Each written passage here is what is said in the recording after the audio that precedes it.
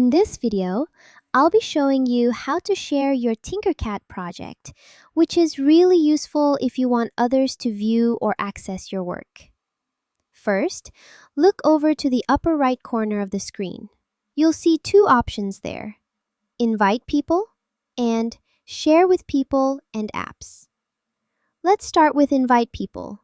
Go ahead and click that, and Tinkercad will generate a shareable link.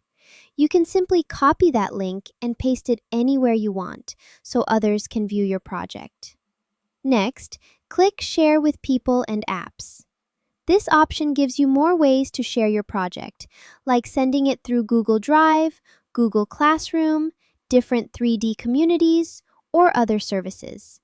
And if you scroll down, you'll also see the option to use Invite People from here as well.